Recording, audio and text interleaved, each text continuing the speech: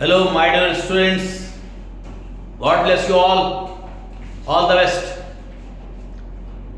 Today I am going to take important questions of organic chemistry, 12th standard. So be positive, optimistic, strong. चलो start करते हैं. सबसे पहले तो एक बात याद रखना कि अल्काइल हैलाइड्स होते क्या है. RX एरल हैलाइड्स क्या होते हैं, एरोमेटिक के ऊपर X लग जाता है. एक विनाइल ग्रुप होता है जिसमें C डबल बॉन्ड C और एक कार्बन में Cl लगा दो तो विनाइल क्लोराइड, विनाइल ब्रोमाइड बन जाएगा.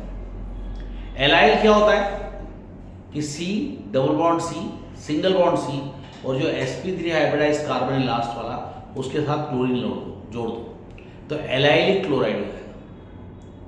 इसके अंदर एक और बड़ी काम की चीज़ है, जैसे आपको पूछा जाता है विस हैलाइड जैम हैलाइड, तो आप बोल सकते हो कि एक ही कार्बन में अगर दोनों X लग जाएं, X मतलब हैलाइड, क्लोरीन फ्लोरीन कुछ भी, तो ये कहलाता है जैम हैलाइड.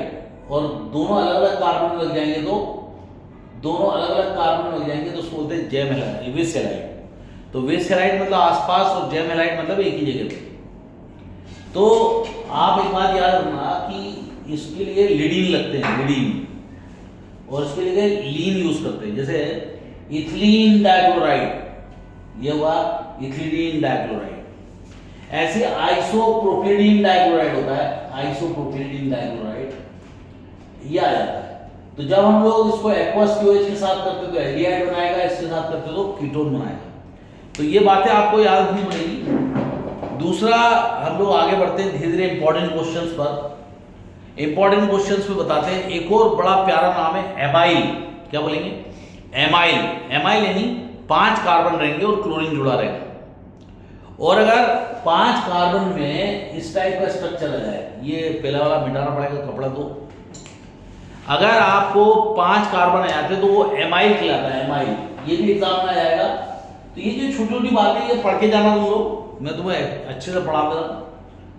ये 1 2 3 4 और ये 5, जहां पे क्लोरीन लगा दो तो एमाइल क्लोराइड हो गया कॉमन नेम. ओके. और अगर ये कार्बन हटा के यहां पे जोड़ दो, इसको बोलते हैं आइसो एमाइल. समझिए.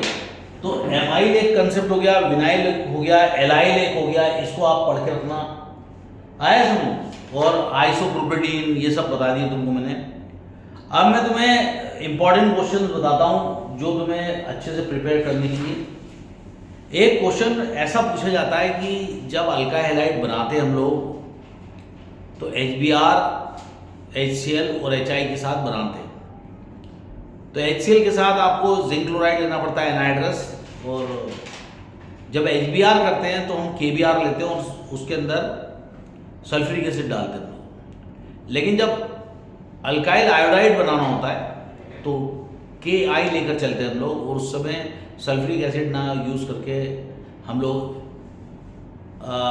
हाइड्रो आयोडिक एसिड लेते हैं. तो उससे वो बनाया जाता है, क्योंकि अगर सल्फ्यूरिक एसिड यूज़ कर लेंगे तो स्ट्रॉन्ग ऑक्सीडाइजिंग एजेंट है, वो उसको आयोडीन में कन्वर्ट कर देगा, तो अल्काइल हैलाइड आपको मिलेगा नहीं.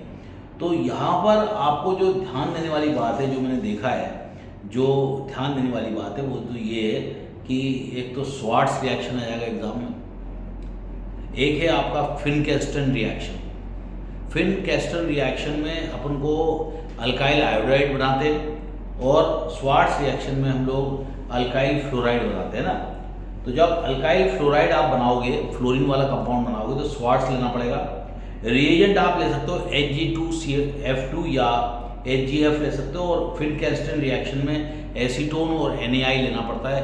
इसके अंदर जो कंसेप्ट आ जाता है कि जो NaI होता है वो एसीटोन में सॉल्युबल हो जाता है, NaBr और NaCl नहीं होता. ये ध्यान रखना पड़ेगा आपको. तो इम्पॉर्टेंट है स्वार्ट्स रिएक्शन, आ सकता है एग्जाम में. फिनकेस्टन और स्वार्ट्स दोनों की चांसेस हैं. तो फिनकेस्टन लास्ट ईयर आया था, अगर नहीं आया है तो चांसेस है. तो स्वार्ट्स ज़्यादा इंपॉर्टेंट, क्योंकि फ्लोरीन का कंपाउंड नहीं बन पा रहा था. तो ये एक बहुत अच्छा है. और दूसरी बात, खराश इफेक्ट क्या होता है? परऑक्साइड इफेक्ट को खराश इफेक्ट बोलते हैं.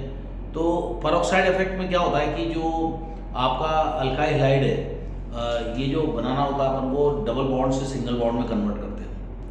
तो जो ब्रोमीन है उसके साथ ही कंपाउंड बना पाता है HBr के साथ ही, खराश effect, peroxide effect. Benzoyl peroxide लेते हैं उसके अंदर। तो ये जो रिएक्शन होता है ये इसलिए होता है क्योंकि इसमें HBr को तोड़ा जा सकता है, लेकिन HCl और HF की बॉन्ड डिस्ट्रीब्यूशन एनर्जी ज़्यादा होती है। लेकिन HI इसलिए यूज़ नहीं करते क्योंकि वो आयोडीन बना के निकल जाता है। तो इसके अंदर फ्री रेडिकल मैकेनिज्म होता है। और हम लोग जब मार्कोनिकॉफ्स रूल देखते हैं तो मार्कोनिकॉफ्स रूल में आप जब देखते हैं तो उसमें क्लोरीन भी ले सकते हो, HCl भी ले सकते हो, HBr भी ले सकते हो, कुछ भी ले सकते हो कि उसके अंदर जो क्लोरीन होता है वो वहाँ पे लगता है जहाँ पे कम हाइड्रोजन होते हैं, यानी कि सेकेंडरी कार्बोकेटायन जो ज़्यादा स्टेबल होता है वहीं पे हैलोजन आके जुड़ता है। और इसके केस में क्या होता है, एंटी मार्क्सिन रूल के केस में क्या होता है कि जो अनस्टेबल है वो होता है प्राइमरी रेडिकल, तो प्राइमरी रेडिकल में जुड़ जाता है, जो अनस्टेबल उससे जुड़ता है, इसमें जो स्टेबल उससे जुड़ता है। तो हो सकता है इससे घुमा फिरा के कोई क्वेश्चन बना ले, बस बता देता बता दिया, लेकिन मार्कोनिक रूल पूछेंगे उसकी गारंटी नहीं है क्योंकि ये 12th स्टैंडर्ड है, 11th में पूछा जा सकता था। मार्कोनिकॉफ्स रूल को बोलते हैं खराश इफेक्ट। तो आपका यहाँ तक तो रिएक्शंस हो गए, हमने चीज़ें बना ली। अब मैं ये बताता हूँ कि और क्या क्वेश्चंस आ सकते हैं एग्जाम में। एक और चीज़ है कि जो सैंडमेयर्स रिएक्शन है, सैंडमेयर्स रिएक्शन पूछा जा सकता है। सैंडमेयर रिएक्शन में क्या होता है कि बेंजीन डायज़ोनियम क्लोराइड को पहले बनाया जाता है एनिलीन से नाइट्रिक एसिड को रिएक्ट करके, और HCl के साथ रिएक्ट करके हम लोग बेंजीन डायज़ोनियम क्लोराइड बनाते हैं। और ये बेंजीन डायज़ोनियम क्लोराइड जब CuCl के साथ ट्रीट होता है तो क्लोरोबेंजीन हमें मिल जाता है। तो ये भी आपको याद रखना पड़ेगा। तो सैंडमेयर्स रिएक्शन के चांसेस काफ़ी हैं। बाद में गटरमन्स भी है, गटरमन्स रिएक्शन में कॉपर पाउडर और HCl लेकर चलते हैं तो गटरमन्स हो जाते हैं, लेकिन हम लोग चांसेस इसको देंगे, अगर हम लोग प्रोबेबिलिटी देंगे तो आप समझ लो कि सैंडमेयर्स रिएक्शन आ सकता है। फिर अगर हम आगे बढ़ते हैं तो हमारे लिए टॉपिक आ जाता है कि अच्छा, फिर एक जो CBSE बोर्ड है वो उसके अंदर एक टॉपिक आ जाता है कि जैसे कि सल्फ्यूरिक एसिड क्यों यूज़ नहीं करते, जब KI लेते तो सल्फ्यूरिक एसिड क्यों यूज़ नहीं करते। तो आप जान लो कि KI लेते तो सल्फ्यूरिक एसिड इसलिए यूज़ नहीं करते क्योंकि आयोडीन बना के निकल जाएगा, इसलिए यूज़ नहीं करते क्योंकि स्ट्रॉन्ग ऑक्सीडाइजिंग एजेंट है, इसलिए हम लोग HIO3 उसके लिए यूज़ करते हैं। अब हम लोगों के पास क्वेश्चन आया था, बड़ा प्यारा क्वेश्चन है चांसेस आने के। ये बताइए कि SN1 आया एग्जाम में या SN2 आया?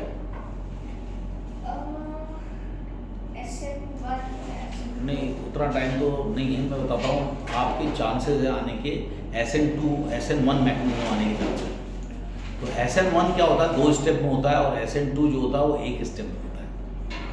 याद रखना हमेशा, 2 है तो 1 स्टेप और 1 है तो 2 स्टेप, ऐसे याद रखना पड़ेगा आपको। तो आपको एग्जाम में क्वेश्चन ऐसा आ जाएगा, alkaline hydrolysis of tertiary butyl bromide. Tertiary butyl bromide में एक कार्बोकेटायन बनेगा, उस समय एक ट्रांजिशन स्टेट आएगी, उसको रेट डिटरमाइनिंग स्टेप बोलते हैं। फिर वो जो Cl ... था वो रिमूव हो जाएगा, फिर कार्बोकेटायन बनेगा, समझिए। तो Cl ... जो बनेगा वो होगा आपकी पीक वैल्यू ऑफ एनर्जी, तो वहाँ पे आपको लेना पड़ेगा। पहले ऐसा बढ़ेगा फिर डाउन जाएगा, जब डाउन जाएगा बॉटम वाले पॉइंट पे आएगा, वो कहलाता है कार्बोकेटायन की स्टेट। और फिर बाद में जब OH नेगेटिव आके जुड़ता है तो फिर से एनर्जी थोड़ी सी बढ़ती है, लेकिन ये पीक और इस पीक में आपको ऐसा गैप रखना पड़ेगा। ये पीक जो थोड़ा ऊपर रखना पड़ेगा, ये पीक थोड़ा नीचे रखना पड़ेगा, और लाइन यूँ जाकर थोड़ा नीचे जाती है, यानी इस वाले कर्व से नीचे जाती है, समझिए। तो इस तरह से आपने क्या देखा कि ये एक प्रकार से एनर्जी लो हो गई, समझिए। तो आपको एग्जाम में क्या आएगा, alkaline hydrolysis of tertiary butyl bromide. तो ये आपका 2 स्टेप में होगा, इसलिए SN1 कहलाता है ये। तो ये विथ मैकेनिज्म आएगा, आपको मैकेनिज्म भी लिखना पड़ेगा, आपको रिएक्शन भी लिखना पड़ेगा, और बहुत अच्छे से करना पड़ेगा, बहुत इंपॉर्टेंट है। तो alkaline hydrolysis of tertiary butyl bromide, इसका सिंपल है कि एक्वस KOH के साथ करते हैं तो दारू बनती है, और दारू वाले KOH के साथ करेंगे तो अल्कीन बनेगा, यानी अल्कोहलिक KOH रहेगा तो अल्कीन बनेगा सेडजाफुल, और पानी वाले KOH के साथ एक्वस KOH के साथ अल्काइल हैलाइड ट्रीट करोगे तो अल्कोहल बनता है, समझिए। तो अल्कोहल बनाने के मेथड के लिए क्या होना, एक्वस KOH लेकर चलना, और जैसे आपको मान लो ये बनाना है, क्या बोलते हैं, जैसे आपको अल्कीन बनाना है तो आपको सेट्सफ्लून करना पड़ेगा, तो उसमें alkyl hide treated with alcoholic KOH, समझिए। तो आप याद रख लो, पानी वाले KOH के साथ दारू बनती है और दारू वाले KOH के साथ अल्कीन बनता है। अगर अल्कीन बन रहेगा तो एलिमिनेशन रिएक्शन, और अल्कोहल बनेगा तो nucleophilic substitution reaction, unimolecular nucleophilic substitution reaction, biomolecular, यानी कि एक्वस KOH के साथ रिएक्शन होता है, उसको बोलते हैं न्यूक्लियोफिलिक सब्स्टिट्यूशन रिएक्शन। बायोमोलिकुलर मतलब आपके दो मॉलिक्यूल उसमें, मतलब उसमें रिएजेंट्स और सबस्ट्रेट दोनों के कंसंट्रेशन पे रेट ऑफ रिएक्शन डिपेंड करेगा, और जो यूनिमोलिकुलर है उसमें सबस्ट्रेट के रिएजेंट पे, सबस्ट्रेट के कंसंट्रेशन पे डिपेंड करता है। तो आप एक बात हमेशा याद रखना कि ये सबस्ट्रेट क्या होता है। जैसे टर्शरी ब्यूटाइल ब्रोमाइड, क्या वो सबस्ट्रेट हो गया, और जो एक्वस KOH लेके आए थे OH नेगेटिव थे, ये आपका रिएजेंट हो गया। तो रिएजेंट क्या होती है, अटैकिंग स्पीशीज होती है, अटैक करती हैं, समझिए। चलो अब आगे बढ़ते हैं, हम लोग आगे देखते हैं क्या आ सकता है आपके इसमें। जो आ सकता है बहुत इम्पोर्टेंट मैं बताता हूँ। तो मैं चाहूँगा कि आप मॉइस्ट सिल्वर ऑक्साइड, शायद पहले पूछा गया है समझ, तो बड़ा प्यारा है ये सिल्वर ऑक्साइड का कंसेप्ट, बहुत वाकई पूछते हैं। अगर मॉइस्ट सिल्वर ऑक्साइड पूछा है, इस बार ड्राई पूछ लेंगे। तो मॉइस्ट से आपको, मॉइस्ट सिल्वर ऑक्साइड को जब आप, जैसे इथाइल ब्रोमाइड है, उसको मॉइस्ट सिल्वर ऑक्साइड के साथ कर दो तो वो होता है AgOH, सिंपल है, AgOH होता है। तो मॉइस्ट सिल्वर ऑक्साइड क्या होता है, AgOH। अब अल्काइल हाइड से हैलाइड हटेगा तो OH जुड़ जाएगा, आपको बन गया AgBr या AgCl, साथ में अल्कोहल बन गया। तो मॉइस्ट सिल्वर ऑक्साइड रहेगा तो AgOH होता है, और उससे क्या बनेगा, उससे बनेगा आपका अल्कोहल। लेकिन अगर ड्राई रहेगा तो ईथर बन जाएगा, अलग ही कंसेप्ट है, ईथर बन जाता है ड्राई रहेगा तो। जैसे इथेनॉल लेकर चले अपन, समझिए, जैसे अपन इथाइल अल्कोहल लेकर चले, इथाइल ब्रोमाइड जो भी, तो हमें अल्काइल हाइड से हमें क्या बनाते हैं, अल्कोहल बनाते। कब बनाते, जब वो एक्वस AgOH रहता है, तो समझिए। तो ये थोड़ा ट्रिकी क्वेश्चन है। जैसे लास्ट ईयर कुछ पूछा गया है क्वेश्चन, मॉइस्ट पूछा गया है, तो उसकी चांसेस कम है, तो ड्राई पूछ सकते हैं, बी कॉशियस। चलो आगे बढ़ते हैं हम लोग। इसके बाद एक बड़ा प्यारा रिएक्शन है, मैं तुम्हें बताता हूँ। ये जैसे हम लोग लेकर चलते हैं अल्काइल हाइड को हम KCN और AgCN के साथ ट्रीट करेंगे। ये पूछा नहीं गया लेकिन आएगा, आ सकता है, बहुत खतरनाक है। तो अल्काइल हाइड को जब KCN के साथ ट्रीट कर दो, CN जोड़ देना, कुछ नहीं होता। लेकिन AgCN के साथ जोड़ोगे तो NC बना देना। ऐसे ही KNO2 और AgNO2 का भी रिएक्शन है। तो जैसे अपन ने KCN लिया था तो CN जोड़ दिया था, तो यहां पे AgNO2 का ONO बन जाता है, ONO, याद रखना। जब KCN को ट्रीट करते हैं तो सीधे साइनाइड लगा देना, CN, समझिए। और AgCN लेंगे तो NC बना देना, उल्टा। हाँ, तो उसको उल्टा नहीं करना पड़ेगा, K के साथ करना पड़ेगा, क्योंकि K के साथ अपन ने क्या लिया था, KCN लिया था।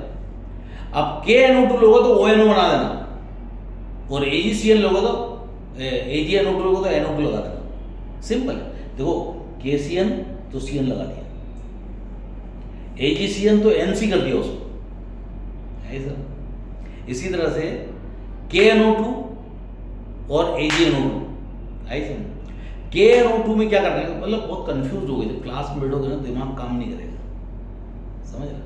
तो KCN याद रखना, सिर्फ KCN का साइनाइड जुड़ जाता है, बस बाकी सबको उल्टा कर सकते हैं। कैसे, KCN से अपन ने क्या किया, RCN बना लिया, alkyl hide react with KCN, तो KCN से क्या बन गया, RCN बन गया। लेकिन KNO2 के केस में उल्टा हो जाता, ONO बन लेता हो, बस इतना याद रखना, तो बाकी दूसरा हो जाता सॉल्व, आई बस। तो जैसे AgCN रहेगा तो NC बना लेगा, उल्टा नहीं। अब सिल्वर में उल्टा हो जाता है और K में सीधा रहता है, और दूसरे केस में उल्टा हो जाता है, तो ये आपको याद रखना पड़ेगा। मुझे ऐसा लगता है कि वो AgCN आ चुका है शायद लास्ट ईयर, तो हाँ AgCN आ चुका है, तो मैं सोचूंगा कि जो आएगा वो KNO2 आएगा, KNO2 पूछ सकते हैं, KNO2 पूछ लेंगे वो, देखो मैं तुम्हें बताता हूँ, KNO2 में बना लेगा ONO, इसको बोलते हैं नाइट्राइट, अल्काइल नाइट्राइट। RI जैसे RX ले लेंगे और KNO2 को ट्रीट कर देंगे, तो मैंने क्या बताया था, RONO बना लेगा, समझे। लेकिन सिल्वर के साथ सीधे लिख देंगे अल्काइल नाइट्रेट, नाइट्रो अल्केन बना लेगा। तो KNO2 इंपॉर्टेंट है, समझे, तो KNO2 आ सकता है। चलो आगे बढ़ते हैं। अब आगे बढ़ेंगे हम लोग, तो एक बड़ा प्यारा रिएक्शन, बहुत ही प्यारा रिएक्शन, बहुत ही प्यारा रिएक्शन है ये, इसको बोलते हैं हम लोग,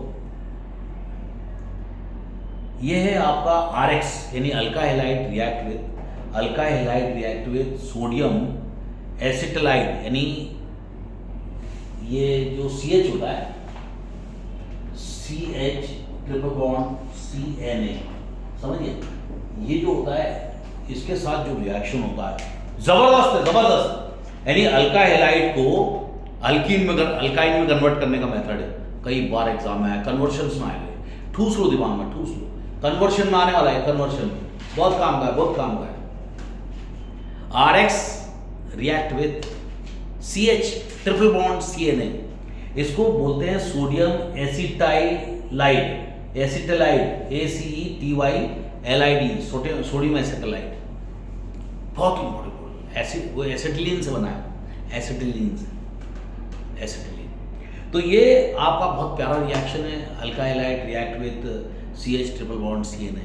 तो इस तरह से हम लोग आगे बढ़ सकते हैं और ये रिएक्शन बहुत चांसेस आने के। ये रिएक्शन डायरेक्ट नहीं पूछेगा, कन्वर्शन में काम आएगा। वो बोलेगा कि देखो जैसे अल्काइन है, डायरेक्ट ब्रोमीन से रिएक्ट कर दोगे ना तो दोनों ब्रोमीन जुड़ जाते हैं अल्काइन में नीचे जाके, तो C डबल बॉन्ड C और दोनों कार्बन में ब्रोमीन जुड़ जाते हैं। और HBr के साथ होगा तो एक ही जुड़ता है, समझिए, ब्रोमीन। तो CH3 डबल बॉन्ड CHBr, इस टाइप का वो कंपाउंड बना लेता है। तो ये कन्वर्शन से बड़ा काम आने वाला है, ये कन्वर्शन में बड़ा काम आने वाला है आप लोगों को। तो अभी मेरे ख्याल से 17 मिनट का वीडियो हो चुका है, अपन देखते हैं आगे कितना जाता है, फिर रोकता हूँ मैं, फिर एक नया वीडियो बनाएंगे। अगली वीडियो को ढूंढ लेना तुम लोग, है ना, ये नंबर 1 वाला है। इसके बाद आपका जो क्वेश्चन आ सकता है अल्का हैलाइड में, जो मुझे लगता है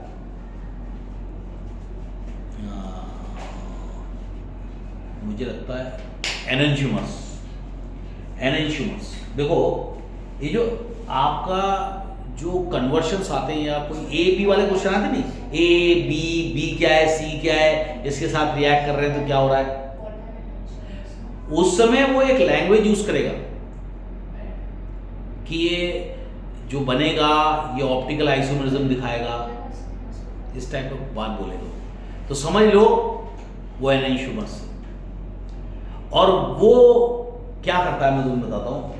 जैसे आप ये देखो, पेन मेरे हाथ में दिख रहा है, ये थोड़ा टेढ़ा कर दिया हमने, ये पेन दिख रहा है आपके हाथ में, इसको सीधा कर दिया हमने, आई समझ। तो ये एक कार्बन है, ये एक कार्बन है और ये 2 कार्बन है, CH3 C2H5, आया समझ में। इसको मैंने ऐसे कर दिया तो CH3 आपके सामने आ गया, C2H5 पीछे आ गया। अब मेरे पास वो पेन में जरा दूसरा वाला, तो मेरे पास अगर मैं रेड वाला जो लिखा है मैंने, समझ लो ये Cl है, जो रेड वाला है ये Cl है और ये H है, तो क्या हो जाएगा, ये ऐसा हो जाएगा, C2H5 C CH3 है, और ये हो जाएगा Cl और ये हो जाएगा H। अगर ऐसा होता है, अगर आपके राइट साइड में ये दिख रहा है, राइट साइड में, मेरे को तो समझ में आ नहीं रहा क्या तुम्हें क्या दिख रहा है, या आपके राइट साइड में समझ लो इसको बोलते हैं डेक्स्ट्रो रोटेटरी, और अगर ये लेफ्ट साइड में इसको बोलते हैं लेवो रोटेटरी। तो इस तरह से आप ये पढ़ सकते हैं कि जैसे इसने मतलब कायरल कार्बन किसको बोलते हैं, कायरल, ये आएगा एग्जाम में, कायरल, व्हाट इज कायरलिटी। तो कायरलिटी क्या होती है, the carbon double bonded to form 4 different atoms is called chirality center. Chiral carbon किसको बोलते हैं, जैसे मान लो ये आपका एक कार्बन है, यहाँ पर भी डिफरेंट एलिमेंट रहेगा, यहाँ पर भी डिफरेंट, यहाँ पर भी डिफरेंट, यहाँ पर भी डिफरेंट, ये PQRSW कुछ भी रहेगा, अलग अलग एलिमेंट रहेंगे, उसको बोलते हैं कायरल कार्बन। तो जिस कार्बन के चारों तरफ आई समझे, तो उसका एक ऑड का फॉर्मूला है, एक इवन का फॉर्मूला है, 2n, 2n -1 ऐसे करके चलता है, उसके हिसाब से आइसोमेरिज्म बताता हूँ कितने आइसोमेरिज्म, समझिए। तो एक ही कायरल कार्बन रहेगा तो 2n वाला फॉर्मूला यूज करना, तो n की वैल्यू हो जाएगी 1, है ना। तो दो ही एनेंशियोमर्स बनेंगे, एक लेबोरेटरी थी और एक रेस्टोरेटरी थी। तो कायरलिटी के ऊपर क्वेश्चन जरूर आएगा, गारंटी देखो। इस बार 2023 पे कायरलिटी पे क्वेश्चन जरूर आएगा, बिल्कुल दिमाग में ठूस के रख लो। मैं तुम्हें बताता हूँ, ये कायरलिटी के ऊपर आ सकता है कि कायरल कार्बन वो होते हैं जो नॉन सुपर इम्पोजेबल इमेजेस बनाते हैं, नॉन सुपर इम्पोजेबल इमेजेस, और कायरल कार्बन वो होता है जिसके कार्बन के चारों तरफ अलग अलग एलिमेंट्स होते हैं, समझिए। तो ये आपका हो गया आपका कायरल SN1 SN2 समझा दिया तुमको मैंने। एरोमेटिक कंपाउंड में अगर कोई, हाँ अरे बहुत ही प्यारा रिएक्शन, वुड्स रिएक्शन। वैसे वुड्स रिएक्शन के चांसेस कम है क्योंकि बहुत इजी है, बहुत सारा आता है, लेकिन कन्वर्शंस में काम आ जाता है वुड्स रिएक्शन। तो जैसे मान लो आपको 2 कार्बन है यानी इथेन दिया हुआ है और उससे आपको ब्यूटेन वाला कोई कंपाउंड बनाना है, तो वुड्स रिएक्शन का काम करते हैं, बिल्कुल जस्ट डबल हो जाते हैं। आई समझ। तो जैसे आइसोप्रोपाइल ब्रोमाइड है, तो बीच वाले कार्बन में ब्रोमीन जुड़ा है, तो दोनों बीच वाले कार्बन को जोड़ देना ऐसे, समझिए।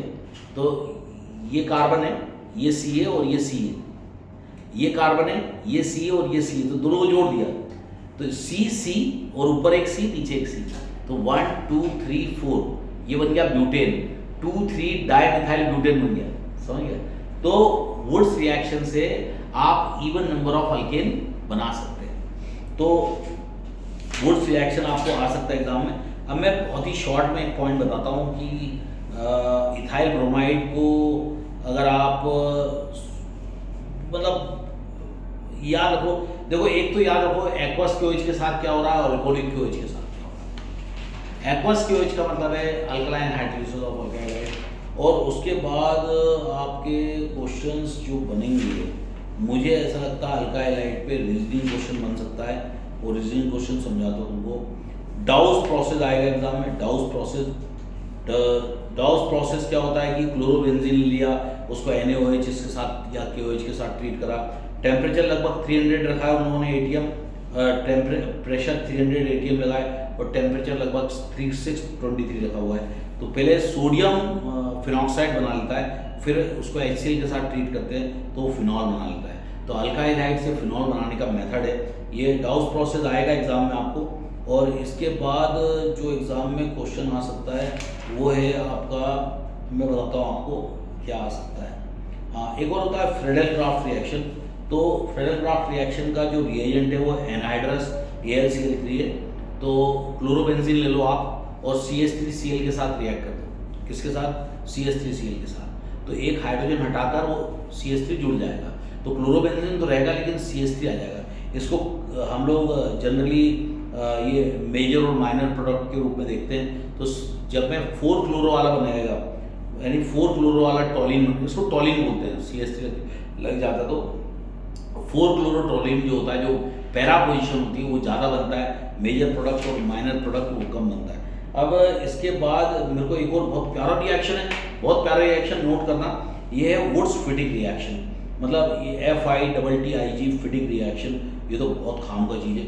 ये इसको हम लोग बोल सकते हैं डाइफिनाइल बनाते हैं हम लोग। उससे क्या करते हैं, क्लोरोबेंजीन लेते हैं और सोडियम के साथ रिएक्ट कर देते हैं, क्लोरीन हट जाता है, दो बेंजीन चिपक जाते हैं, इसको बोलते हैं डाइफिनाइल। इसको वुड्स-फिटिक रिएक्शन के नाम से आना था। वुड्स-फिटिक रिएक्शन रट लो, आने वाला है वुड्स-फिटिक रिएक्शन। अब मैं तुम्हें एक और बड़ी प्यारी चीज़ बताता हूँ। इसके बाद मैं जो देख रहा हूँ ये है, आपको शायद क्लोरोफॉर्म, आइडोफॉर्म ये सब तो है नहीं। हाँ, एक बात याद रखो, वो तो कॉम्पिटिटिव एग्जाम के काम कर रहे हैं। फ्रीऑन गैस उसको बोलते हैं, कॉम्पिटिटिव एग्जाम में पूछा जाता है फ्रीऑन गैस क्या होती है। तो ये होता है डाइक्लोरो डाइफ्लोरोमीथेन, CCl2F2 को फ्रीऑन गैस बोला जाता है। तो ये आप कर लेना आप। इसके बाद लास्ट इंपॉर्टेंट क्वेश्चन इस चैप्टर का बताता हूँ, वो ये है कि एराइल हैलाइड्स जो होते हैं वो कम रिएक्टिव होते हैं, अल्का हैलाइड ज़्यादा रिएक्टिव होते हैं ड्यू टू पोलार नेचर। तो जो कार्बन होता है उसके इलेक्ट्रॉन जो होते हैं वो हेलोजन की तरफ सरक जाते हैं, जिसके कारण वो हाईली पोलराइज्ड हो जाता है, 2 का डायपोल मूवमेंट पैदा होता है। लेकिन एराइल हैलाइड में क्या होता है, रेजोनेंस के कारण डबल बॉन्ड कैरेक्टर आ जाता है और उसका जो हेलोजन वो टूटता नहीं है, तो इस कारण से aryl halides are less reactive than alkyl halides. तो all the best, God bless you all. फिर से आता हूँ नेक्स्ट लेक्चर में।